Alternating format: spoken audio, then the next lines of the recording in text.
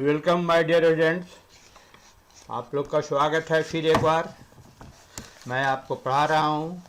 आज फिर हम लोग चलेंगे उसके बाद आगे, जहाँ तक पिछले बार पढ़ चुके थे। अब हम लोग पिछले बार पढ़े थे कहाँ तक, आप बताएं।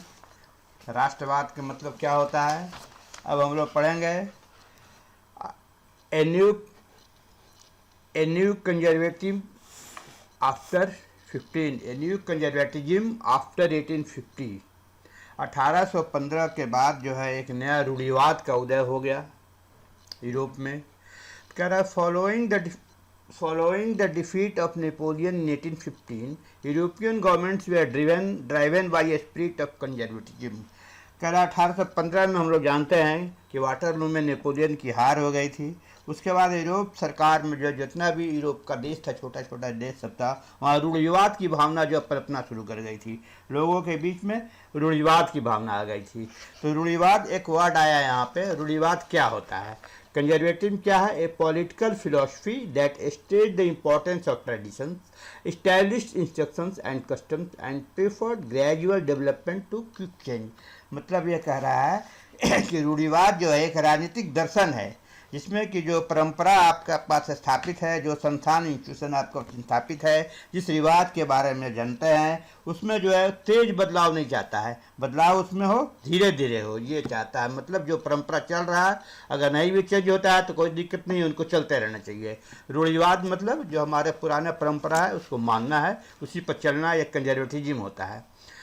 तो उसके बाद हम लोग आगे आते हैं। Conservatism believe that establish traditional institution of state and society like the monarchy, church, social hierarchies, properties and family should be preserve. ये रूढ़िवादी लोग जो थे, ये रूढ़िवादी लोग का मानना था कि पहले से जो हमारे पास संस्था बना हुआ है, राजनीतिक जो है, राजतंत्र जो है, जो राजा का व्यवस्था है, चर्च है, समाज में जो ऊंच नीच की भावना है, संपत्ति वगैरह बनाना है, ये सब जो है मेंटेन करके रखना चाहिए। ये रूढ़िवादी लोग का ऐसा सोचना था। Most conservatives however did not propose a return to the society of pre revolutionary days. उसमें बहुत सारे ऐसे भी हमारे रूढ़िवाद थे जो नहीं चाहते थे कि आंदोलन के पहले जो है, क्रांतिकारी आंदोलन जो चल रहा था उसके पहले वाली व्यवस्था आ जाए, मतलब राजशाही आ जाए, फिर उसी तरह से जो है ऑटोक्रेटिक राजा हो जाए, निरंकुश शासक हो जाए। बहुत सारे लोग नहीं भी चाहते थे। लेकिन rather they realized from the changes initiated by Napoleon that modernization could in fact strengthen traditional institutions like the monarchy। लेकिन वो लोग नेपोलियन के द्वारा जो शुरू किया गया था परिवर्तन, उनसे ये पता चल गया था, उनको समझ में आ गई थी कि आधुनिकीकरण अगर हो रहा है जैसे राजतंत्र वगैरह में, तो जो राजतंत्र वगैरह वो ज़्यादा मजबूत हो जा रहा है नेपोलियन के व्यवस्था से। It could make state power more effective and strong. उससे इनको ये भी समझ गया कि राज की ताकत जो है बहुत मजबूत हो गई है, पावर बहुत मजबूत हो गया है, और व्यवस्था जो है, शासन वगैरह जो है बहुत कारगर तरीके से हो रहा है। उनके ये भी समझ में आ गई थी कि a modern army, an efficient bureaucracy, a dynamic economic, the evolution of federalism and suffragism could strengthen the autocratic monarchies of Europe. उनको ये समझ में आ गया था कि आधुनिक सेना जो होगा, या कुशल नौकरशाही, इफेक्टिव नौकरशाही होना चाहिए। व्यवस्था अगर गतिशील है तो इससे सामंतवाद और भूदास जो समाप्त कर दिया गया, ये सब यूरोप के जो भी निरंकुश शासन है उसको और इससे शक्ति मिलेगा। इससे मतलब जनता की भलाई की बात नहीं होगी, राजा जो है और शक्तिशाली हो जाएंगे और लोगों पर तो अत्याचार बढ़ेगा। ये भी उनको समझ में आ रही थी। इन सब के बावजूद क्या होता है कि 1815 representative of the European powers, Britain, Russia, Persia and Austria who could collectively defeated Napoleon meet at Vienna to draw up a settlement for Europe। तब अब 1815 में 1815 में है, ब्रिटेन, रूस, प्रशा, ऑस्ट्रेलिया, ये सब जो है मिलके जो है नेपोलियन को हराए थे। इनके अपने अपने प्रतिनिधि जो है एक समझौता बनाने के लिए, इसके लिए जो है फ्रांस के लिए एक समझौता बनाने के लिए वियना में इनका एक सम्मेलन हुआ। The Congress was hosted by the Austrian chancellor Duke matric. ये जो सम्मेलन हुआ, तो इस सम्मेलन का जो मेजबानी कर रहे थे ऑस्ट्रिया के चांसलर थे, ड्यूक मेटरनिक उनका नाम था, वो इसको जो मेजबानी कर रहे थे। The delegates Drew up the treaty of Veena of 1815 with the object of undoing most of the changes that had come about in Europe during the Napoleon wars. अब इसमें क्या, 1815 में फिर लोग प्रतिनिधि आए, एक जो है समझौता बनाया गया, एक बनाया गया जिनका मेन उद्देश्य था वियना संधि में। इन लोग का मेन उद्देश्य था कि नेपोलियन के समय में जो युद्ध हुआ था, जो जो परिवर्तन हुआ था उसको समाप्त कर देना है। नेपोलियन के समय जो जो परिवर्तन हुआ है उसको समाप्त कर देना, मेन उसका मोटो ये था। और वो ये नहीं चाहते थे कि फ्रांस जो है फिर से शक्तिशाली हो और दूसरे राष्ट्र पर, दूसरे राज्यों पर आक्रमण करके उनके अपने में मिला है। इसके लिए क्या किया गया? फ्रांसीसी क्रांति। The Bourbon dynasty, which had been deposed during the French Revolution, was restored to power. जो ब्रूबो राजतंत्र था फ्रांस में, नेपोलियन के समय उनको हटा दिया गया था, फिर से उनको पावर दे दिया गया। And France lost the territories it had annexed under Napoleon. और फ्रांस जो भी राज वगैरह जीता था नेपोलियन के युद्ध के समय, वो सब उनसे छीन लिया गया, उनसे हटा लिया गया। तो A series of states were set up on the boundaries of France to prevent French expansion in future. भविष्य में फ्रांस जो है फिर इस तरह से विस्तारवादी नीति न अपनाए, उसके जितने बाउंड्रीज है चारों तरफ जो है अलग छोटा छोटा जो है राज्य स्थापित कर दिया गया। Thus the kingdom of the Netherlands, which included Belgium, was set up in the north and Genoa was added to Piedmont in the south. तो उत्तर में क्या कर दिया गया? बेल्जियम को स्थापित कर दिया गया। बेल्जियम जो है नीदरलैंड में मिला दिया गया और नीदरलैंड जो है आपका उनके फ्रांस के जो है नॉर्थ में आ गया। उसके बाद and added to Piedmont in the south, और पिडमेंट राज्य जो है साउथ में बना दिया गया। फिर कह रहा पर्सिया, बेल्जियम शामिल था, उसमें पिडमेंट जेनोआ जोड़ दिया गया। प्रसा को जो है उसकी पश्चिम सीमा पर महत्वपूर्ण नए इलाके दे दिए गए। ऑस्ट्रेलिया को उत्तरी इटली का नियंत्रण दे दिया गया। लेकिन इन सब के बावजूद जो है जर्मन फेडरेशन जो बनाया गया था 39 स्टेट को मिला के नेपोलियन के द्वारा, उसमें कोई परिवर्तन नहीं किया गया, उसको इन लोग के द्वारा छोड़ दिया गया। सिर्फ फ्रांस ज़्यादा विस्तारवादी नीति नहीं अपना, इसको चारों दिशा में जो है छोटे छोटे राज्य बना दिया गया ताकि वो उसी में अपने एरिया में सिमटा हुआ रहे। In the east Russia was given part of Poland while Persia was given A province of Saxony. पूर्व में रूस को पोलैंड का हिस्सा दे दिया गया और प्रसा को सैक्सनी का हिस्सा दे दिया गया। इन सब का मुख्य उद्देश्य क्या था? उन राजतंत्रों की बहाली थी। The main intention was to restore the monarchy that had been overthrown by the Napoleon and create a new conservative order in Europe. Main उद्देश्य क्या था इनका? मुख्य उद्देश्य यह था कि राजतंत्र को फिर से बहाल कर दिया जाए जिसे नेपोलियन ने बर्खास्त कर दिया था। साथ ही यूरोप में एक नई रूढ़िवादी व्यवस्था कायम करने का भी उनका लक्ष्य था कि पूरे यूरोप में जो है रूढ़िवादी सरकार रहे, रूढ़िवादी व्यवस्था रहे, जो रूढ़िवादी को माने उसी की सरकार चले। कंजर्वेटिव विज्ञान सेटअप इन 1815 वेयर ऑटोक्रेटिक। फिर यही हो गया रूढ़िवादी जो शासन व्यवस्था है 1815 में, ये फिर वही निरंकुश हो गए, पुराने ढर्रे पर आ गए। The did not tolerate criticism and dissent. ये लोग जो है किसी तरह का आलोचना नहीं सुनते थे, असहमति इनको किसी की बर्दाश्त नहीं होती थी। और फिर इसके लिए जो है या वैसे लोग जो इनको निरंकुश शासक पर सवाल उठते थे, चाहते थे कि उनको जो है दबाया जाए, वो किसी तरह का सवाल न करे, उनकी ये विचार था। तो most of them imposed censorship laws to control what was said in newspapers, books, plays and songs and reflected the ideas of liberty and freedom associated with the French Revolution. तो ज़्यादातर जो इनके सरकार थे ये लोग सेंसरशिप नियम बना दिए जिनका उद्देश्य था कि अखबार में, किताब में, नाटक में, गीत में किसी भी तरह का जो है अगर सरकार के विरुद्ध में बोला जाता है, राजा के विरुद्ध में बोला जाता है तो उस पर नियंत्रण लगाना है, जिसमें कि उनको ये देख रहा है कि इस तरह की बात तो कहीं जो है फ्रांसीसी क्रांति का तो कुछ विचार नहीं झलक रहा है। तो जिसमें इस तरह की बातें आती थी उनको सेंसरशिप बनाया गया उसके लिए, दबाने के लिए। लेकिन फिर भी कह रहा है कि the memory of the French revolution nonetheless continue to inspire liberals. लेकिन जो भी उदारवादी थे उनको जो है फ्रांसीसी क्रांति का जो रहस्य उनको पता था, उससे उनको किसी तरह से हटाया नहीं गया। उदारवादी जो है उनके दिमाग में ये बात बैठा हुआ था कि क्रांति से क्या क्या फ़ायदा हुआ था।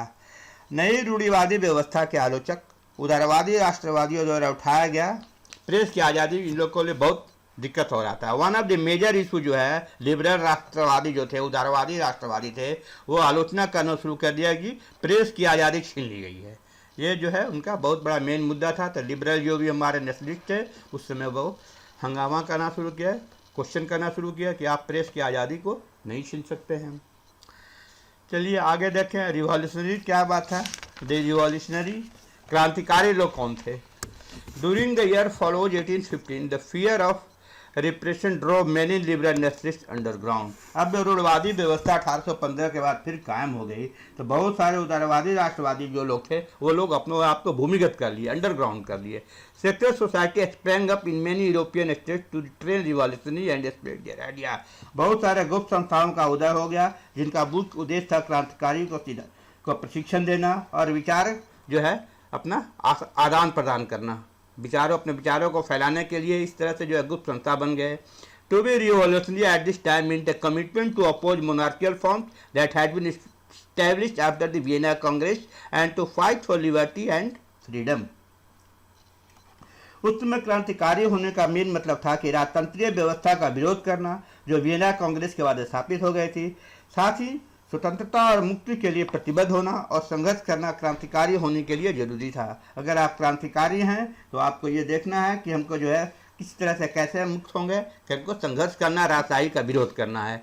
Most of this revolutionary also saw the creation of nation states as a necessary part of this struggle for freedom. ज़्यादातर क्रांतिकारी जो थे राष्ट्र राज्यों की स्थापना को आज़ादी के इस संघर्ष का अनिवार्य हिस्सा मानते थे। जो भी हमारे नेशनलिस्ट है वो चाहते थे कि हम किसी तरह से जो है जैसे भी हो हम जो है राष्ट्र राज का ये करें, राजतंत्र को हटा के एक राष्ट्र राज की अवधारणा उनके पास थी, उसको स्थापित करने के लिए वो ज़्यादा जोर दे रहे थे। One such individual was the Italian revolutionary Giuseppe Mazzini. ऐसा ही एक व्यक्ति था इटली का क्रांतिकारी जिसका नाम था जिसेपी मैसेनी। हम लोग पिछले कुछ में इस तरह की बातें इनके बारे में पढ़ चुके हैं जिसेपी मैसेनी के बारे में। ये 1807 में जेनेवा में पैदा हुए थे और became a member of secret society of the Carbonari, और ये जो है गुप्त संस्था जो उस समय था कार्बोनरी के ये सदस्य बन गए। 24 साल की युवावस्था में जो है इनको देश निकाले दे दिया गया। 24 साल की युवावस्था में लिगोरिया में क्रांति करने के लिए उन्हें बहिष्कृत कर दिया गया। उसके बाद इन्होंने 2 और भूमिगत संगठन की स्थापना की, जिसका पहला मार्सेई में था जिसका नाम यंग इटली था और दूसरा बर्न में था यंग यूरोप। इनके द्वारा 2 संस्था गुप्त संस्था बनाया गया जिसमें सदस्य पोलैंड, फ्रांस, इटली, जर्मनी राज्यों के समान विचार रखने वाले युवा थे। जो भी इनके सदस्य थे यंग यूरोप बर्न में और इटली में जो था यंग इटली जो मार्सेल्स में बना गया था, सब युवा विचार के लोग थे जिनका कि राष्ट्र राज बनवाने का जिनके पास विचार था। जुसेपी मैसेनी का विश्वास था कि ईश्वर की मर्जी के अनुसार राष्ट्र ही मनुष्य की प्राकृतिक इकाई थी।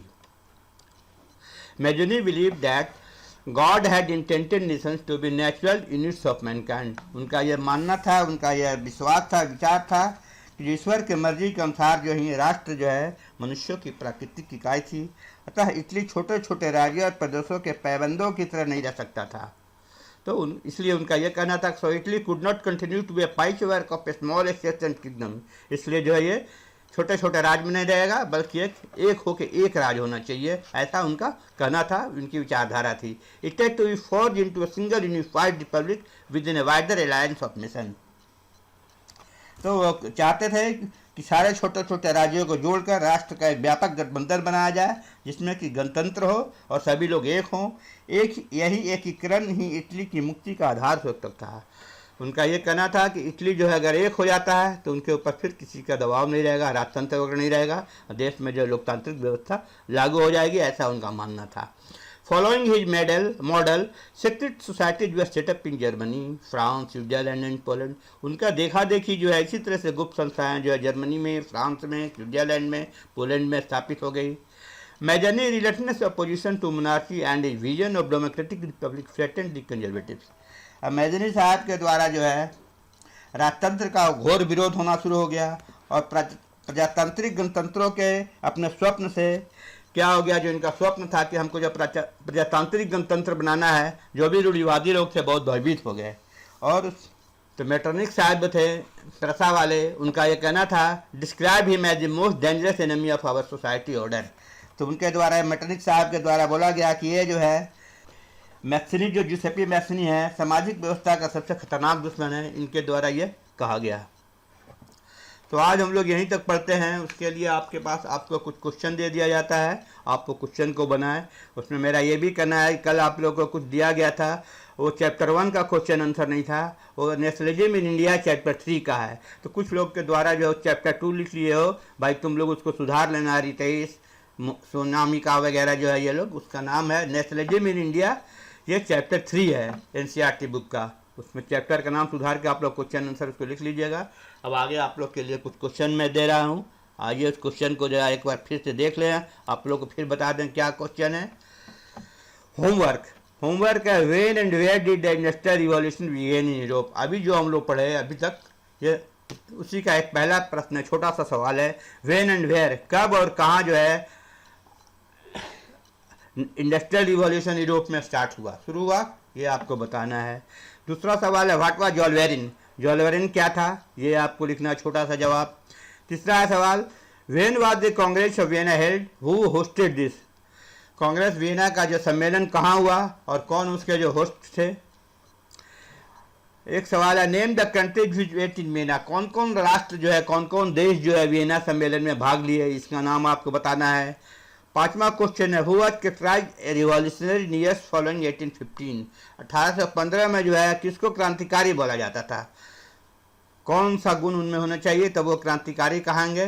गिव 2 कैरेक्टरिस्टिक, 2 विशेषता बताइए, क्रांतिकारी होने का 2 विशेषता बताइए। ये आप पढ़ के अभी 2 चैप्टर पढ़ाए हैं, उसी में से सवाल है।